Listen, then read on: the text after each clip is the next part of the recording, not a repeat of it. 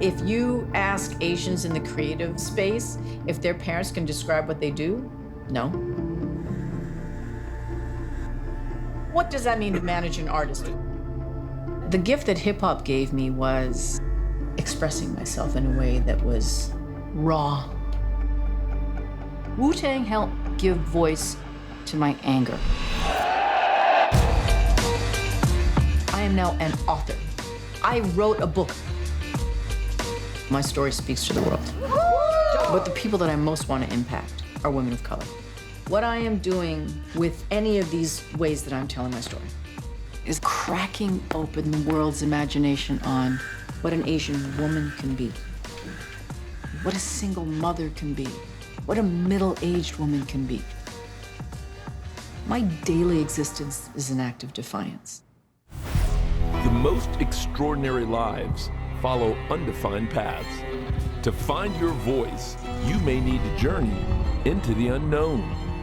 I'm Carlos Watson, editor of OZY, and these are Defining Moments.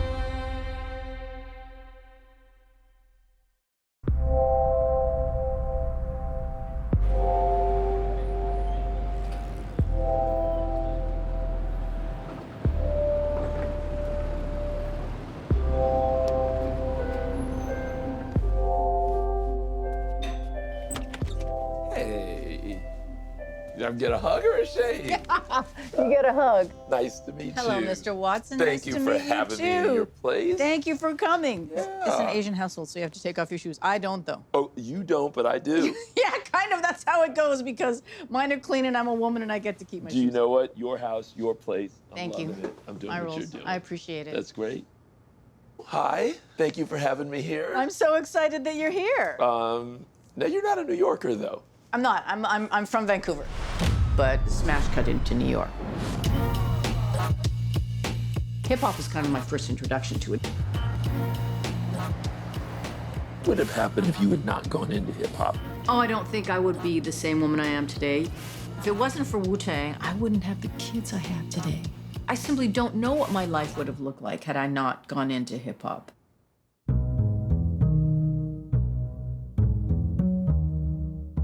I was born and raised in Vancouver, child of Korean immigrants. My mother escaped North Korea. She left behind siblings and her parents. She never saw them again. And she met my father at the University of Seoul.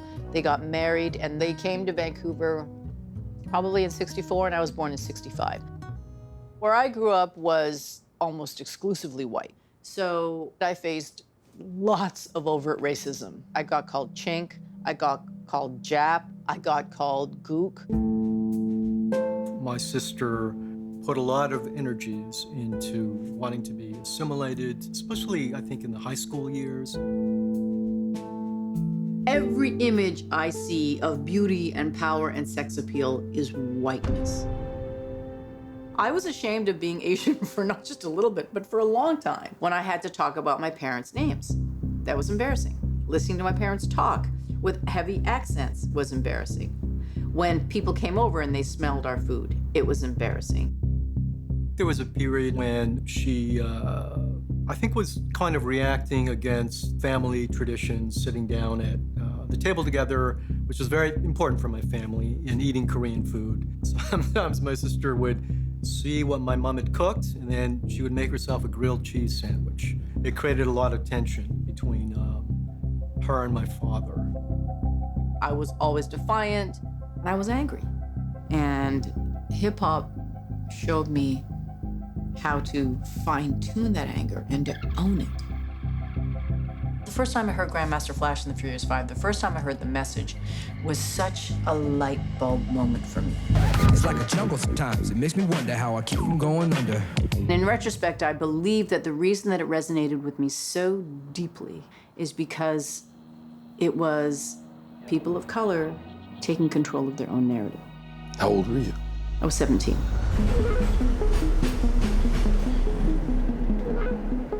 I do remember her being very excited when she first discovered hip hop, and I could tell that it was more than the music.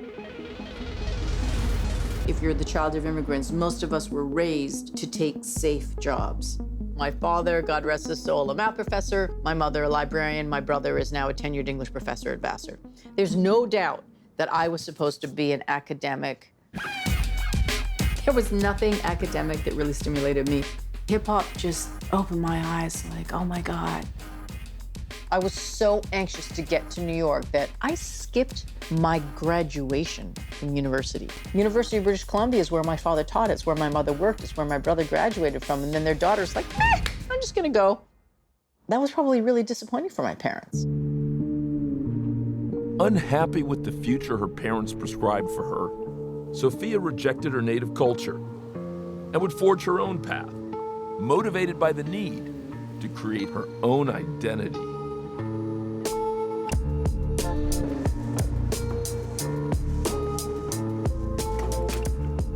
My sister lived in a tiny loft right above the subway. I just fell into the scene. I got ensconced, and it was just this world that was so new and vibrant.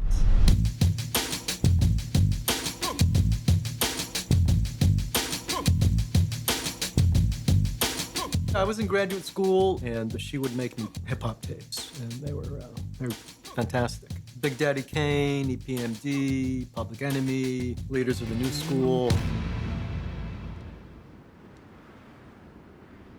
This is a letter that I sent to my brother June 8th, 1988. Not much to write, but here are the tapes I promised so long ago.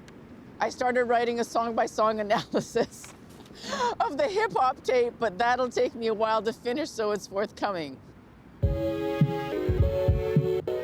So I used to visit my sister fairly often, and she took us to these clubs that were playing hip-hop music.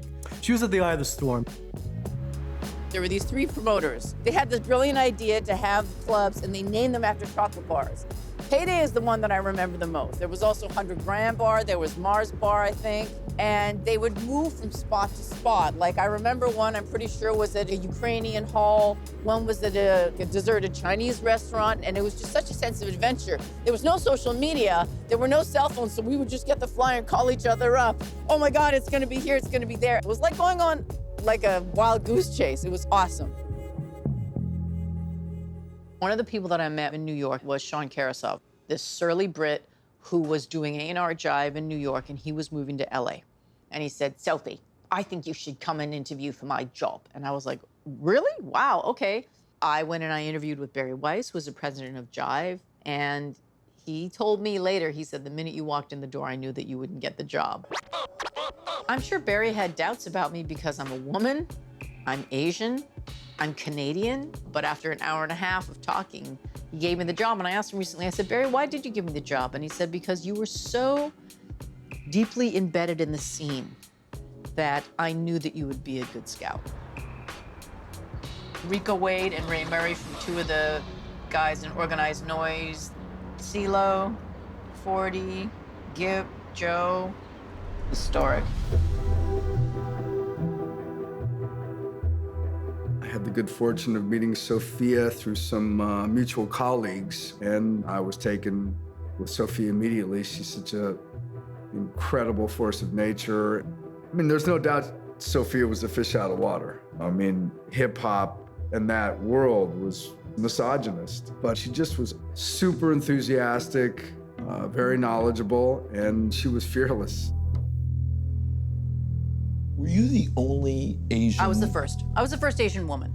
There were other Asian men and women that came after me, but 87, they're not like I was in there and not working. So were there other Asians in the clubs? For sure. But I actually had a formal position as an A&R person, which was pretty striking. When I was at Jive, I did A&R, which means I'm the talent scout. And it means that you're getting a whole bunch of demo tapes and you're listening to them, and a lot of them are garbage. And the Wu-Tang demo, 3 songs, Protect Your Neck, Tears, and Method Man.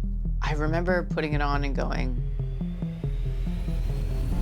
wow, what is this? There were 9 of them.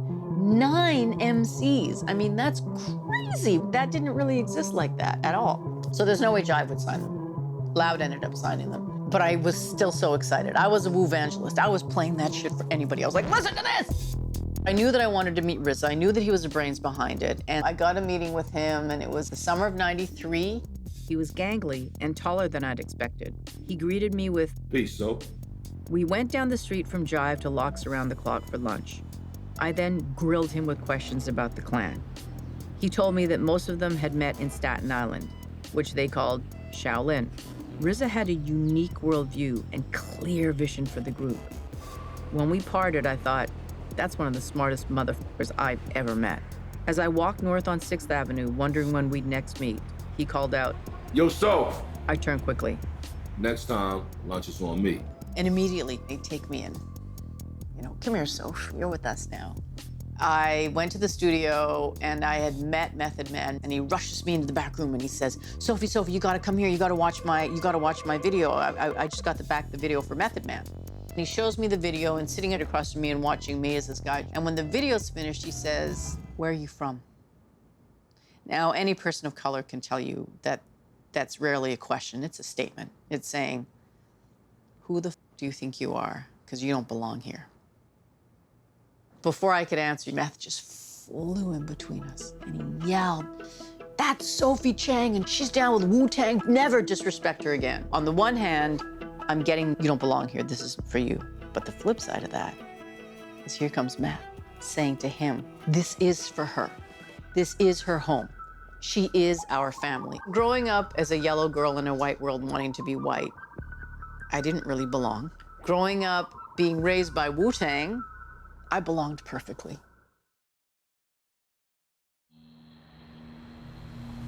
So in the process of working at Jive, I think what I discovered was that I'm a hustler, that I love looking for opportunities. So I met somebody who worked at Jive.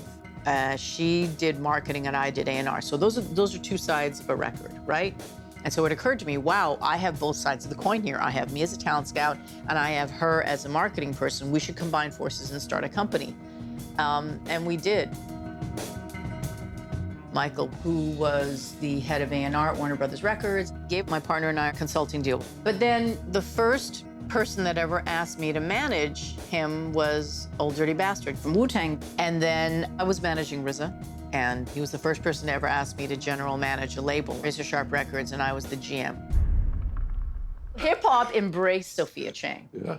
but Wu-Tang claimed me. Sophia Chang is the yin to our yang, sister. Sometimes she's in the sisterly spirit with us, mother. Sometimes she's in the motherly spirit. All these different female characteristics at different times, Sophia has been able to be towards the clan.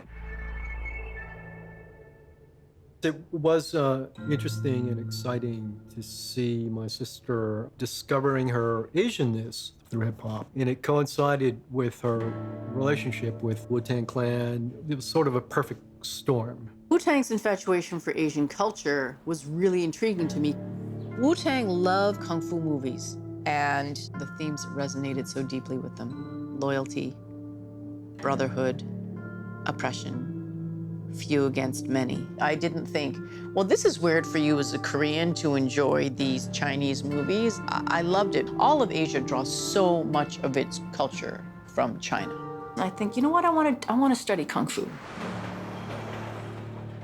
Me and my girlfriend Maria went all over Manhattan looking at different kung fu schools, and they were all kind of trash. And then we heard there was a Shaolin monk teaching kung fu, and we were like, no way. I walked into the temple, and I just knew that this was my destiny. Yuanfen, the Chinese call it.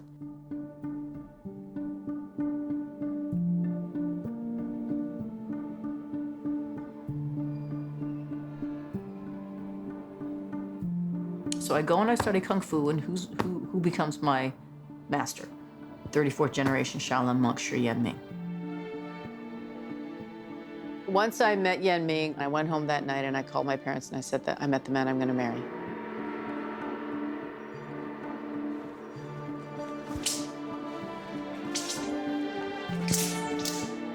But we were master and student. I didn't speak that much English that time. She didn't speak Chinese, but from the first day on, she was very focused and very dedicated. I started training more, and I just started hanging out with him more. 5 months after I started training, we were together late one night, and he kissed me. This is me and Yan Ming. We were so in love. So many pictures like this of us hugging and kissing. The first time Yan Ming and I made love, it was in this little room at the temple. And it was so titillating because it was at all levels, you know. Of course, it was physical, it was carnal, but it was also spiritual and emotional and psychological and everything all at once. It was amazing. That's a sexy story. I mean, that's just a sexy story to say I fell in love It is. with a like 34th generation monk. And he shaved my head. I did shave her head, and in Buddhism, shave her head means shave all the terrible things out of your life. It was, for me, just the reason to take my devotion to Shaolin to the next level. Shaving my head for me is representative of non-attachment. It's a central Buddhist tenet of non-attachment. The way that my head feels after I've shaved, it just feels so good. I'm rubbing it all the time, like a fat Buddha belly. And it just reminds me to just release. Can't be attached to things, just release. We became really serious really quickly. There wasn't really much of a courtship. It was just, okay, this is what we're going to do. Was that considered at all like taboo to be dating one of your students? That's a fantastic question. Everything just comes natural, you know? Yeah, everything comes naturally. When Sophia began to train with Yan Ming, she was certainly devoting all the energies she had put into the music industry, into Yan Ming in the temple, trying to raise its profile, trying to get Yan Ming into commercials and films, introducing celebrities to join the temple and train with Yan Ming. In 1995, Wu-Tang Clan are at the height of their popularity and relevance, and I introduced Wu-Tang to Shaolin and Shaolin to Wu-Tang. RZA never said no to the temple. Every interview, every appearance, he was always there. And then I got Yan Ming simultaneously on the cover of the 4 biggest kung fu magazines in the world. Yan Ming, I would say that other than the movie stars, was probably the most well-known martial artist in the world. Eventually, I made a hard right out of the music business. I do remember her telling me she was walking away at a moment when she could be making a lot of money, but she just couldn't do it. She found her next passion. Never looked back, never had a regret, never sat there going, should I, shouldn't I? I just knew that that's what I was supposed to do, but that's who I am. This was her new partner, and they were embarking on having a family. She took all of that ambition and poured it into helping him build his business. My decision to leave hip-hop had nothing to do with what hip-hop was doing. It had everything to do with what Yan Ming was doing. But that's Sophia. Anything she commits to or gets involved with, she's going to give 1,000% to. Just as quickly as she left Vancouver for hip-hop, Sophia was ready to keep it moving once again. Her pursuits were now being driven by a desire to be a part of something greater than herself. You know, you fall in love with somebody, and you don't think you could love more. And then you have a child. I was so happy and thank Buddha, thank God, and blessing into my life. I always knew that I was going to have kids, always. But being a mother is the most defining identity of my life. God, Christmas is so soon, isn't it? Yeah, do you want to get a tree, by the way? Do you want a gift? No. Okay. Well, I mean, why did I say no? Yes, I want a gift. Yeah, but... Well, I already got you a gift. Oh, no, you paid for them. Yeah. No, who paid for them? Dad. I paid for them. Grandma, no way. Oh, Grandma. She also You talking about the hoodies? The hoodies, yeah. No, Dad paid for those. Oh, we did? Oh, yeah. Yeah, sure. Watching Yan Ming as a father was amazing. It was amazing. He doted on the children. I never told you guys there was a Santa Claus, did I? Did you guys ever believe in Santa Claus? I think I suspended my disbelief up until there was a tag on something. Oh. But I wasn't like the whole thing about Santa Claus and North Pole and the reindeer and stuff like that, right? No, I don't think you're like that about anything. Wasn't I just like, look, there's no such thing as a fucking tooth fairy. You're gonna fall asleep, I'm gonna put $5 under your pillow and No, you're she gonna wake actually up. did used to say that. I did, I That's said kind that. of messed up. Around when the kids were 2 and 4 was when the fissures started to show. And a lot of it was around just kind of how we were raising the children. And Yanming and I had different parenting styles. I was kind of more the drill sergeant, and I was more the disciplinarian, which is ironic considering how harsh the discipline was that he was raised in. You know, I wanted to let them cry themselves to sleep, and he couldn't stand the thought of that. He so described Sophia as mother. A young woman born in the West, and just a little bit different, like who was born in China. Yeah, just different way to approach. I think that our lives were so enmeshed, professionally and personally, and then you add children, and it was just impossible to sustain. I found condoms. That was the moment that I knew the writing was on the wall.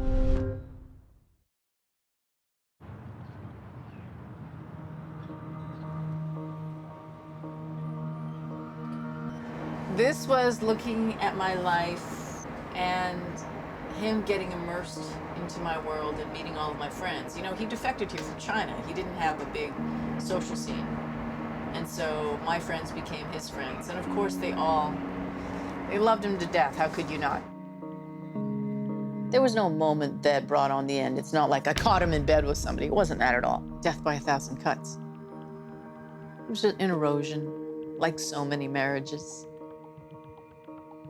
The relationship between Sophia and Yanming had deteriorated to the point that myself and my girlfriend at the time were actually advocating for them to break up. It had become so toxic. He met a woman, he flirted with her, they exchanged numbers.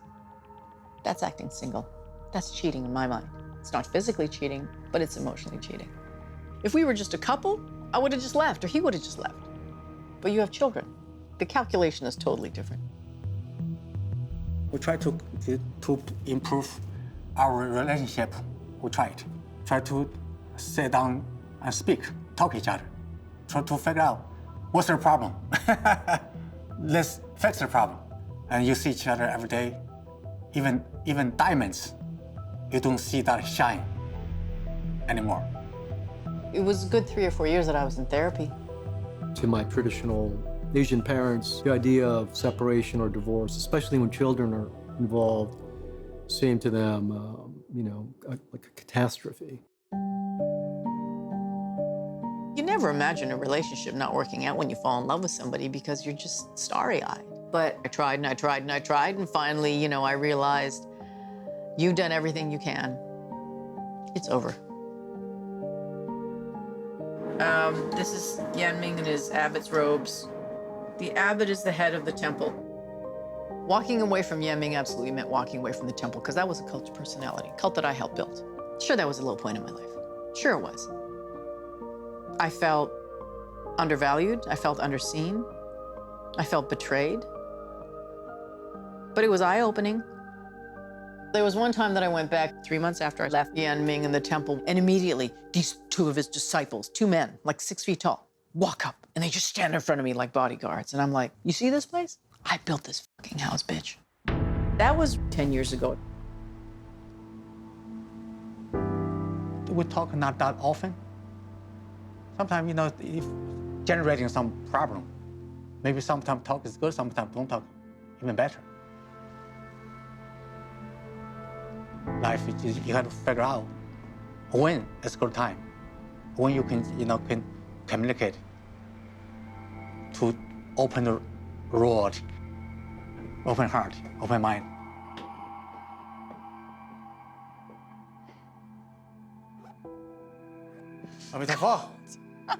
Hey, Sophia. Cold? It's so cold. And you're always so warm. Yeah. Nice, huh? Yeah. It looks even different than when I was here last time. There's some cleaning. Yeah, like the chairs are moved. They're more around things. It's more open. Yeah. Good. Pretty, huh? Yeah, it looks great. It still looks great. Nice. Altar looks beautiful. Pretty, huh? Yeah, it's all good. Okay, I'm gonna get changed. Okay. Those were difficult times, both emotionally, psychologically, and financially. When I left Yan Ming, I left my job. And I had to pay for everything on my own. I have a rent now. I am paying for the rent as opposed to splitting it with somebody. This dress size, take it. Thank you.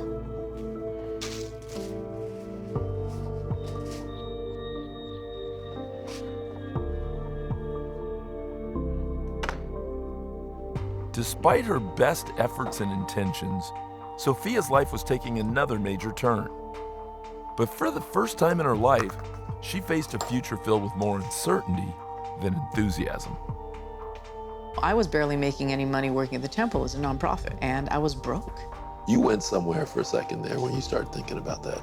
About being broke. And about being broke, yeah. It was, I think the hardest thing for that, of course, is that I had children.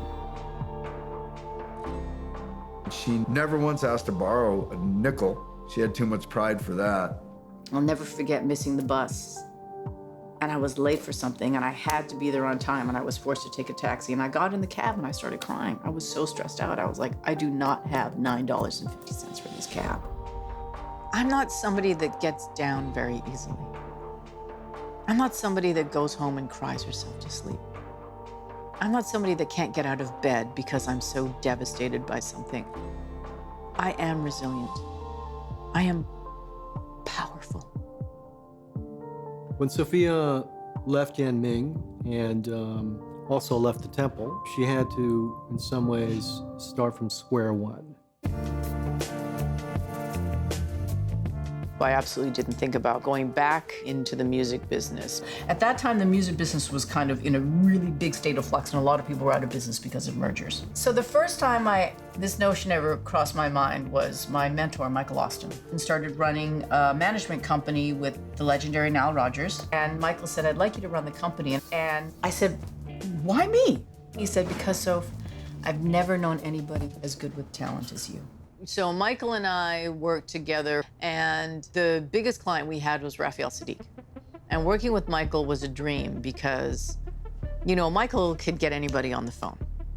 I could never get the record company president, the president of Columbia Records on the phone, but I did kind of all of the day-to-day stuff. I read all the contracts, we talked about every deal. I didn't make a move without him knowing, and we really worked as partners. She at times can be overly aggressive. She can be a bit of a bull in a china shop. There's no doubt about that. She knows it. Again, I'm a little Asian woman coming up in hip hop. I'm surrounded by men. There's so much testosterone. And there's a way that I present it, and a way that I had to maneuver. Raphael at one point decided that he no longer wanted her as part of our management team. Raphael has the dubious distinction of being the only person who's ever fired me as a manager. He just felt she was too aggressive. I actually think he made a mistake. I think that if I was a man, he probably would not have felt that way. And that's when I realized I spent 30 years of my life helping men tell their stories. I think the huge pivotal moments was decision and confidence to decide she was just going to completely be her own woman. That she was never going to have a job again, and that she was going to be in the Sophia Chang business.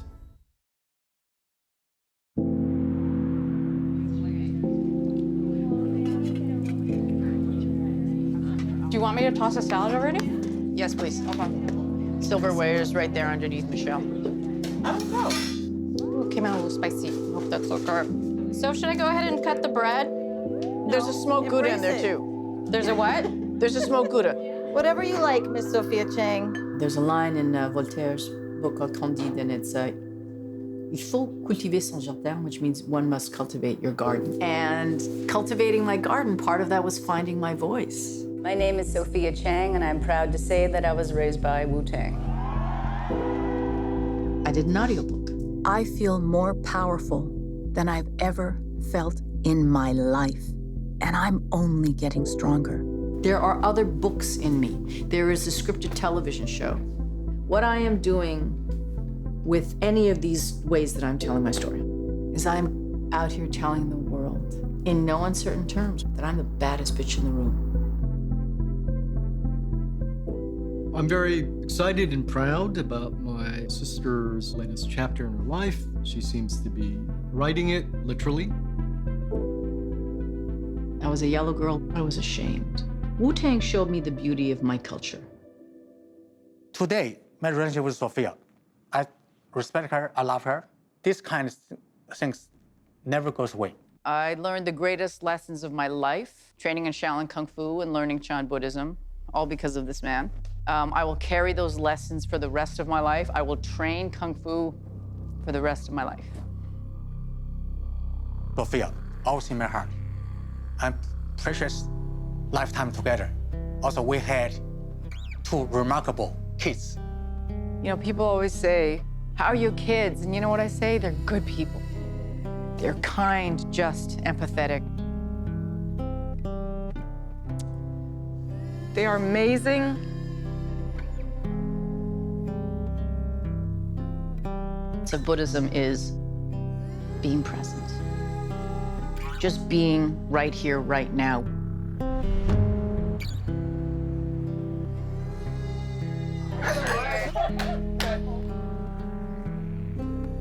I am right here, and I love right here, right now.